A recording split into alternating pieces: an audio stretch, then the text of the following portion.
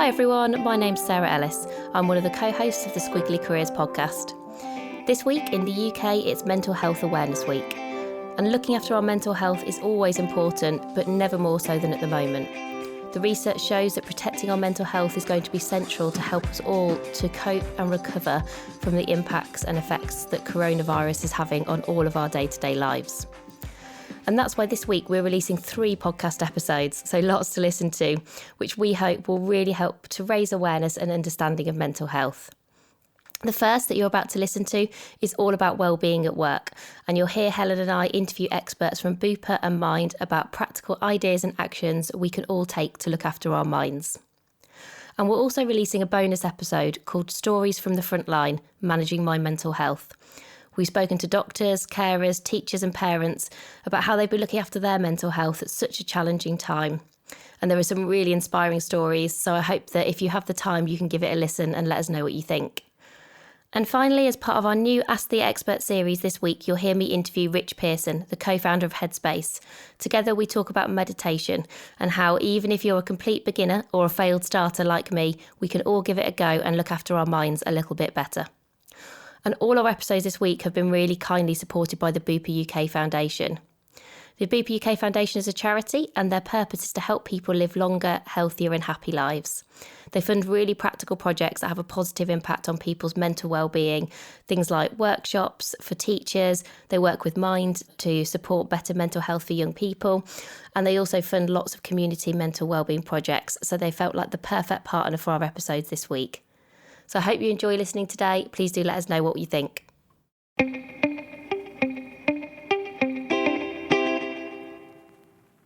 So I'm delighted today that we're joined by 3 really expert guests to talk a bit about mental health and wellbeing at work, both their kind of professional and personal experiences. First, we've got Alex Cole joining us. She's the Chief Customer and Corporate Affairs Officer for Bupa and chairs the Bupa Foundation. And probably even more importantly, she was also previously my boss. So Alex, thank you for joining us during lockdown. Thanks, Sarah. And we have Emma Mamo with us, who is Head of Workplace Wellbeing at Mind. Emma, thanks for joining us today. Hi, everyone. Very happy to be here. And finally, Dr. Paula Franklin, who is the Chief Medical Officer at Bupa. Hiya. So first, I thought we would really dive in. And Emma, I'd be really interested to get your perspective and insights from, the past period of time, the last couple of months, where most of people's lives have changed pretty dramatically, quite quickly. The feedback that we've had, it's really impacted on people's mental health, and people are finding there's a lot to cope with in terms of uncertainty, kind of stress and change. And I'm just wondering, perhaps you could start by sharing with our listeners the insights you've had through the work that you do at Mind. Absolutely. So I oversee all of our programs that work with employers around mental health in the workplace. So how do you keep your people well? How do you respond to what might be causing them to struggle with their mental health? And obviously this pandemic cuts across all areas of wellbeing. It's impacting on physical health, mental health, financial wellbeing, social wellbeing. And I think what's really important is even the impact on the same individual will be in multiple ways and probably at different times. And that's a real roller coaster. And I think we can all recognise that from ourselves in terms of how we're now working. And the reason it's having such an impact on people's mental health is obviously the health anxiety associated with a pandemic like this. The fact that social distancing and isolation is probably impacting on how we would traditionally manage our mental health and do the things that keep us well and connect with the people around us and so on. And that's not to say we can't do those things. We just need to think how to do them in a different way. But obviously the pandemic does also bring the risk of, the virus, worry for friends and family, bereavement and loss for some. And obviously there's different. When you look at people in work, I suppose there's 4 distinct groups. So that's like the impact on the general population. But in terms of distinct groups within the workplace, you've got people who are working from home now remotely. You've got the people on the front line, so those working in the NHS, but also a lot of key workers keeping the country running, but having to leave their homes and run the risk of exposure to the virus. And then you've got a lot of people now who are not working because of coronavirus, either because they've been furloughed or been made redundant. So there's some very distinct mental health needs for those different groups. But even within that, working from home for a working parent is quite different from someone without children. So there's a lot to be mindful of. And I think it just has to come down to managers having good conversations with their people about what's going on for them. And Paula, I'd be really interested to get your perspective from the work that you do in terms of what are some of the biggest barriers and challenges that really do prevent people from getting support? Probably the biggest barriers for people accessing help at the moment is probably themselves. I think people are concerned still about how it might look to others, about what others may think about their abilities to cope, to manage, to sort of withstand pressures. I think that's probably particularly at play in a work environment where people are very aware of constantly needing to demonstrate that they are good at their job and good in a team and good in an organisation. And so I think that's a huge barrier.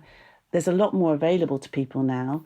Even so, accessing care can be a barrier, not necessarily because things aren't available, but because actually you need to know when and where and how they're available at the time when you need it.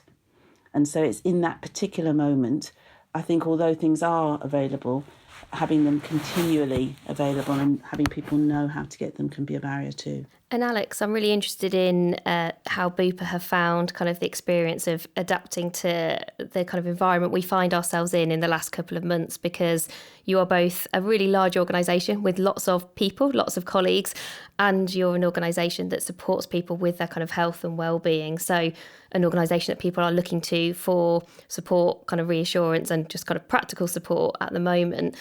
How have you found the leaders at Bupa have been talking to their kind of teams about mental health and trying to do some of the things that kind of Paula and Emma have just described? Yeah, well, I think, Emma had it exactly right when she was talking about the fact that it was so important that people talk about this, but also that experiences are so different across different types of employees. So we've got people who are providing social care or who are working on the NHS 111 helpline. They're busier than ever and they're literally at the front line of this. And then you've got other people who, in many ways are suffering from a sense of guilt, from not being able to do more, from feeling disconnected from their workplace because their work has stopped. So a lot of our dentists are clearly not operating because it's emergency procedures only. So you've got a real disparity of experience kind of right across the population. For me, I'm normally in an office. I've been working very busy, but working from a home environment and with a team that I would normally spend a lot of time face-to-face with, spending a lot of time down video conferencing. You're connected, but it's requiring you to think about that connection in a different way. One of the good things about all of this is that actually for every manager, it's become a non-negotiable for you to do it. So we spend a lot of time and emphasis on this, but perhaps it was, something that people did at the end of their work. Now, I think people are having those conversations at the beginning of their work because it's so clear to people that before you start talking about the work, you've got to start talking about how people are.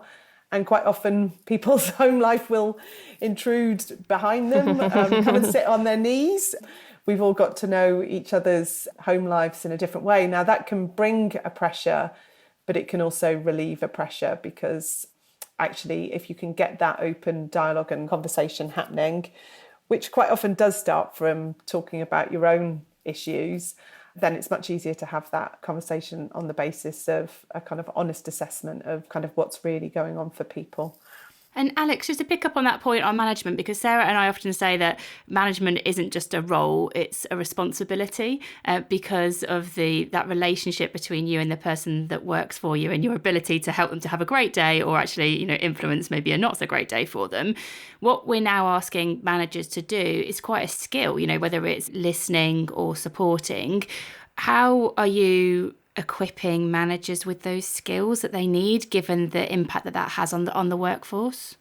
Yeah, well, I think we have definitely benefited from the fact that we already had an emphasis on this, and so we've been able to sort of draw on those materials, and in fact we've been sharing them with other companies as well. It's given it a new urgency, and I'm also very conscious that you're asking people to do something when they themselves are going through things as well.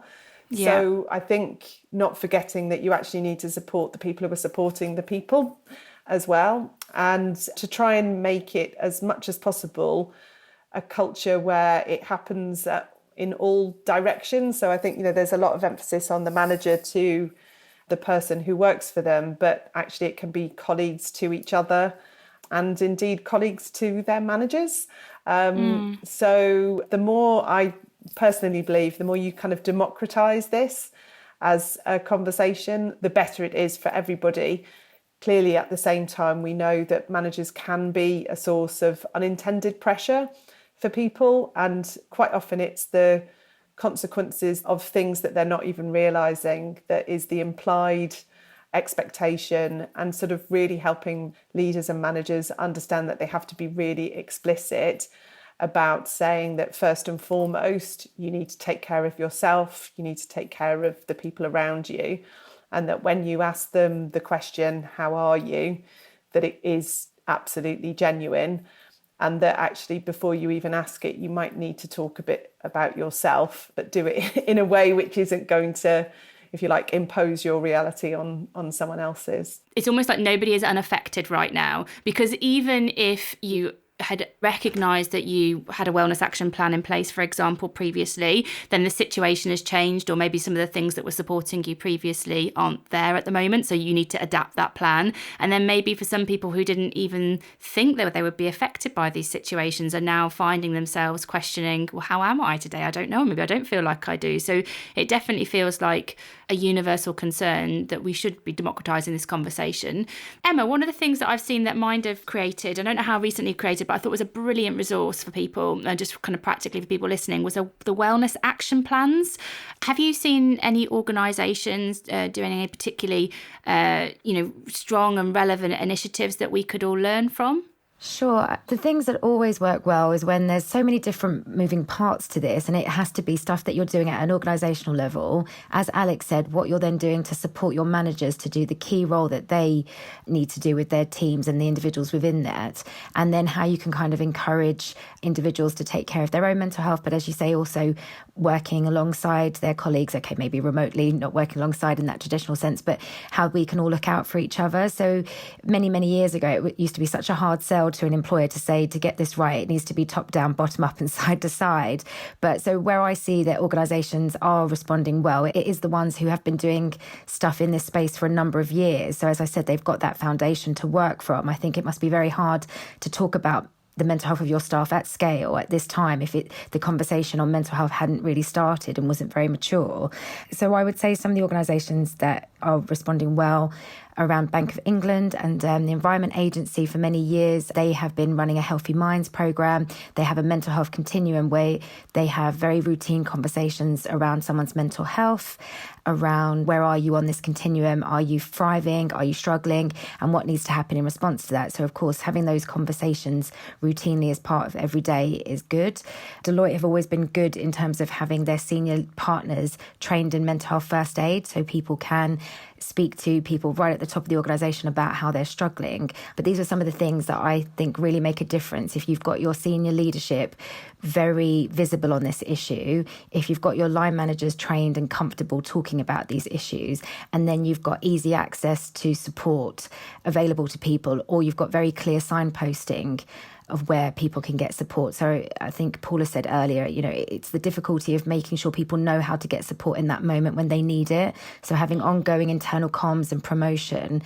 And I guess everybody's had to, in that Mind we have as well, had to look at what we have available and how that needs to flex and pivot in a more digital environment. And Paula, at Bupa, I think it's 83,000 global employees that you've got. Are there any particular things that you've put in place to support the employees at Bupa that you think are working particularly well that people listening can learn from? Yeah, I think there are a few things. And to start with, I'd echo what Alex said, which is we're building on quite a good foundation because this is an area that we've been placing attention on for quite some time. But I think there are a few things. I think the first thing is that we were very quick to acknowledge the different circumstances that our people are finding themselves in now. Having good internal comms that recognises the new challenges and the new pressures that people are under, and sort of establishing a new recognition that all of this change will bring particular stresses and that people need to be aware of them, not only in themselves but also in their teams. So that sort of acknowledgement of this new environment. The second thing I think, which has worked very well, is a huge amount of communication, and Emma was just talking about that, and many different types. So yes, about where and how you can access help and what help is available, but also things like shared stories. I think that's really important. We've got people in all sorts of circumstances across the world, as you say, and people can be challenged living in small apartments and busy households with generations of families living together and trying to work, but equally challenged in complete isolation, entirely on their own in a flat somewhere and not really seeing anybody from day to day. And so acknowledging these different circumstances and, as I say, lots of communication and sharing stories so people don't feel so alone in their own situation, I think has been really helpful. I think that's really powerful because you can get very lost in the statistics sometimes. And I think it's almost the small individual stories that really help people to understand and experience behind the data. I think they do. They also, I think, can help people to just acknowledge that they have an issue. That's one of the things, which is I should be coping, I should be managing, not feeling quite so well today, but that's fine, I'll carry on. But actually, if you read someone else's story and you think, actually, that's exactly how I felt. Maybe I will do something now, maybe I will. Anything from accessing help to going for a walk might be the answer. But I think sometimes it can be the trigger that makes people realise, actually, things are not quite right for me. I think that point of trying to link the stories to a sort of practical action that people can take as well is really important. And that's where, when you get an environment where people are sharing kind of what's going on, because I don't know about you, but I'm several different types of normal in a single day. And it can change according to what I've watched on the news, what I've heard about, with my friends and neighbours, how my last meeting has gone. All of these things are having an impact. So one of the things that we encourage people to realise is that, you might have checked in with somebody at one point and they're fine, and then actually something has changed for them. So to keep checking in and turn it into a positive habit, really. We've got a kind of global campaign, which is around 7 billion versions of normal, and it is really about normalising not being normal, if that makes sense. It does. But also, sort of showing people that actually some of the things that you can do are actually quite simple things. It is about talking to someone. It is about taking the time to go and have a walk, or I like to listen to music to change my mood. So people sharing tips and tricks that they use can be really, really helpful.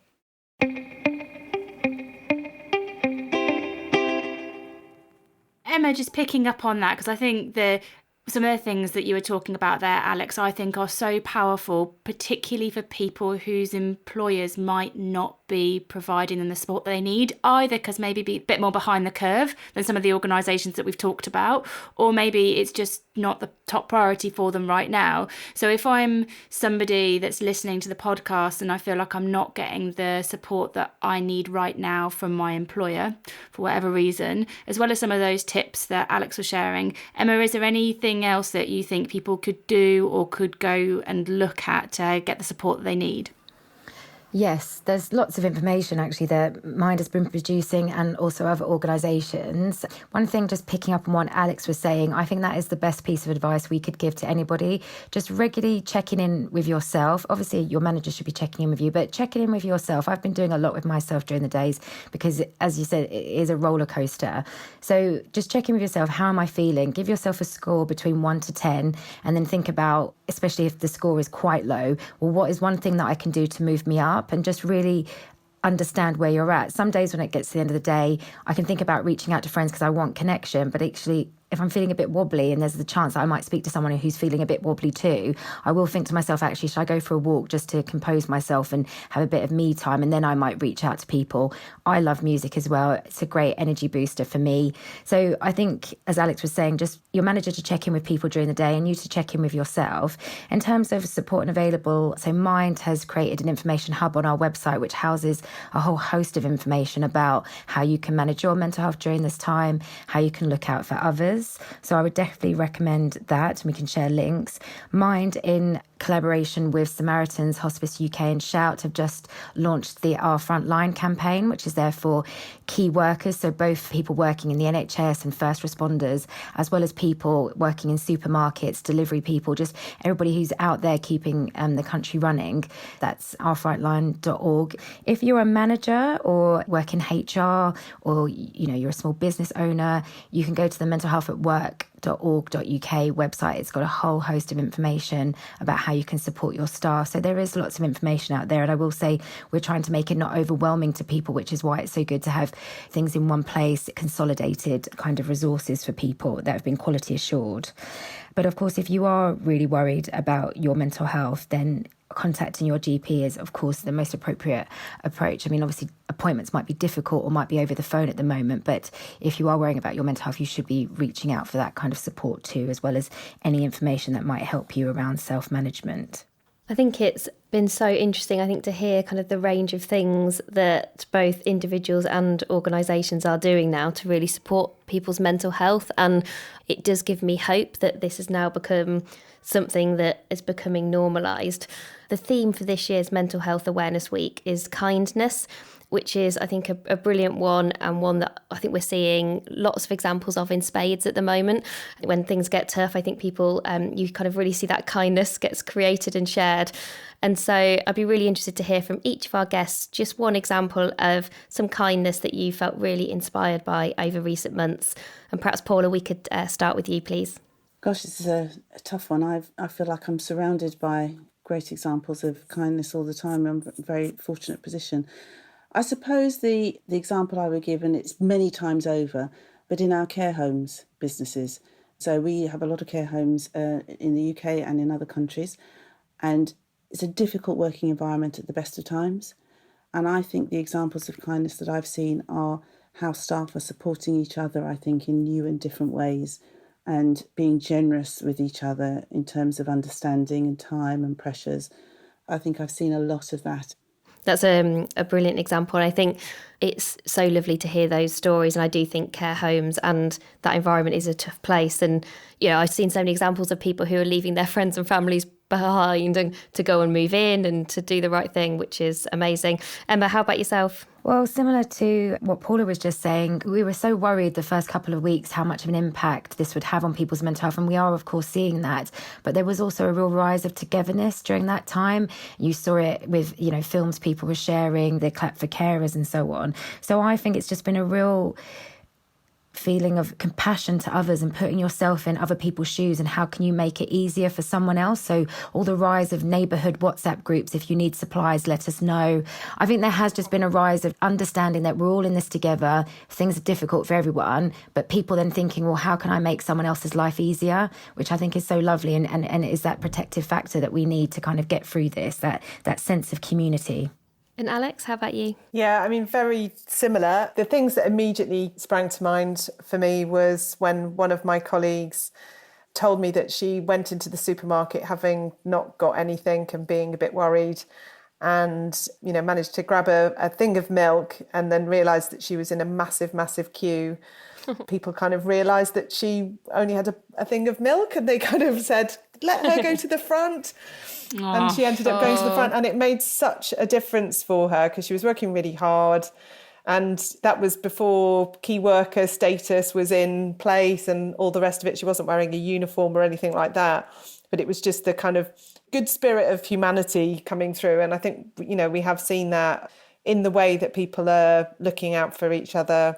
My sister, I know, is looking out for neighbours that she didn't know at all before this, but she's doing their shopping on a regular basis. And, everybody you speak to has reached out and adopted, if you like, their kind of nearest. Our street has a similar kind of WhatsApp system, and the first morning of kind of lockdown, people were finding out whether or not certain members of the street needed help and have been helping them through that. So I think there's an awful lot for us to realise that actually kindness is this hugely powerful human emotion, and it does help us all get through some really tough times. Sometimes it's easier to give kindness than to receive it, and I think that's one of the things that people need to be able to know when it's okay to ask for help.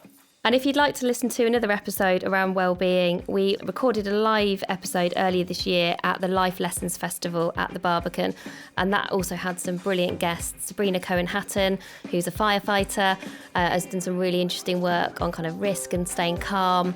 Tom Chapman, who is a real kind of pioneer and leading voice in the area of kind of male suicide, and has done some really good work around normalising mental health conversations, very similar to kind of some of the conversations we've had today.